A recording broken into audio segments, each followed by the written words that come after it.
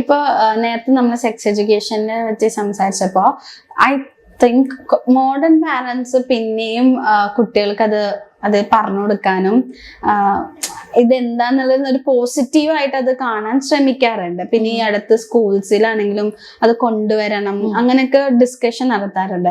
പക്ഷെ ഇച്ചിരി conservative parents അപ്പോഴും ലിമിറ്റ് വെക്കാറുണ്ട്. ഇപ്പോഴത്തെ ഒരു രീതിയിൽ എനിക്ക് തോന്നുന്നു മോഡേൺ പാരന്റ്സിനെ കാട്ടിയും കൂടുതൽ കൺസർവേറ്റീവ് പാരന്റ്സ് ആണ്.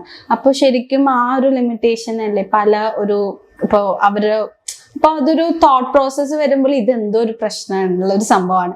അങ്ങനെ ഒരു തോട്ട് പല പിള്ളേരിലും വരാൻ കാരണം എന്ന് തോന്നുന്നു. പ്രത്യേകിച്ച് കുറച്ച് പേരൻസ് ഇവിടെ ഫോർവേഡായിട്ട് ചിന്തിക്കുന്നത് കൊണ്ട് തന്നെ കൺസർവേറ്റീവ് ആയിട്ട് ചിന്തിക്കുന്ന പേരൻസ് എനിക്ക് തോന്നുന്നു ഇനി ഒന്ന് പേടിക്കേണ്ടിയിരിക്കുന്നു. കാരണം മറ്റു കുട്ടികൾ വളരെ ഫ്രീ ആയിട്ട് ഇടപെടുകയും ഇതിനെക്കുറിച്ച് സംസാരിക്കുകയും ചെയ്യുമ്പോൾ ഒരു പ്രത്യേക സമൂഹത്തിലെ അല്ലെങ്കിൽ പ്രത്യേക കുടുംബത്തിലെ കുട്ടികൾക്ക് അത് പറ്റുന്നില്ല എന്ന് പറയുമ്പോൾ ഇവരെക്കാൾ കുറച്ചുകൂടെ അഗ്രസീവായി പെരുമാറാൻ ചാൻസ് ഉണ്ട്. കാരണം മറ്റു പാരന്റ്സ് അങ്ങനെ അല്ല എന്നും കൂടി ഇപ്പൊ പറഞ്ഞില്ലേ. അതെ. അപ്പൊ ആ കുട്ടികളും ഈ കുട്ടികളും കൂടി വരുമ്പോ ഈ കുട്ടികൾ കുറച്ചുകൂടെ കാമായിരിക്കും. കാരണം അവർക്കെല്ലാം സംസാരിക്കാനും കേൾക്കാനും പറയാനും അവരുടെ പേരൻസ് ഇപ്പൊ ആയി. അവർക്ക് ഇനിയിപ്പോ അത് പുറത്തു പോയി ചെയ്യേണ്ട കാര്യമില്ല. അവർക്ക് എന്ത് സംശയം ഉണ്ടെങ്കിലും വീട്ടിൽ പോയി ചോദിക്കാന്ന് പറയുന്ന ഒരു സമൂഹം അപ്പുറത്ത് ഒരുങ്ങിക്കൊണ്ടിരിക്കുമ്പോ ഇനിയിപ്പോ കൺസർവേറ്റീവ് ആയിട്ട് ചിന്തിക്കുന്നവർ കുറച്ച് എനിക്ക് തോന്നുന്നു അവർക്കായിരിക്കും പേടിക്കേണ്ടത്. കാരണം അവരുടെ കുട്ടികൾ ഇത് എവിടെയാ ഡിസ്കസ് ചെയ്യുന്നതെന്ന് പറയാറായില്ല.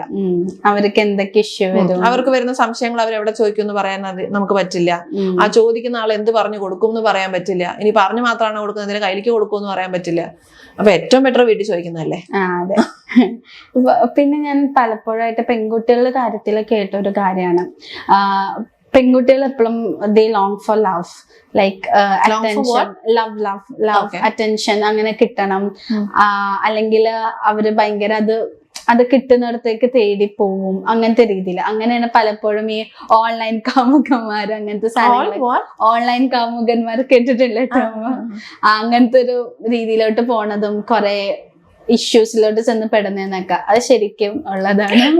എനിക്ക് ശരിയായിരുന്നു. കാരണം ലവ് ഞാന് ചില സമയത്ത് സെഷൻസിലേക്ക് ചോദിക്കും ഇമോഷൻസ് എത്ര ഉണ്ടെന്ന് അറിയാവുന്ന, ഇമോഷൻസ് ഏതൊക്കെയാന്ന് ചോദിക്കുമ്പോൾ ആൾക്കാര് സങ്കടം, ദേഷ്യത്തിന്റെ കൂടെ പറയുന്ന ഒരു സാധനമാണ് ലവ് എന്ന്. നമ്മള് ബേസിക്കലി ഒന്ന് മനസ്സിലാക്കിയിരിക്കുക, ലവ് ഒരു ഇമോഷൻ അല്ല.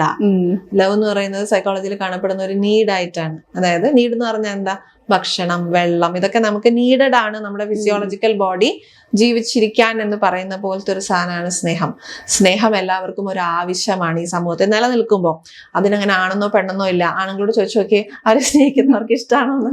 എല്ലാവർക്കും സ്നേഹിക്കാനും സ്നേഹിക്കപ്പെടാനും അങ്ങോട്ട് സ്നേഹിക്കും. നറിഷ്മെന്റ് നീഡും ഉണ്ട്. അതായത് നന്നായിട്ട് നമുക്ക് സ്നേഹം കിട്ടിക്കഴിയുമ്പോൾ നമ്മുടെ വലിയൊരു ആവശ്യമായി മാറുകയാണ് ഇനി ഇത് കൊടുക്കുക എന്നുള്ളത്.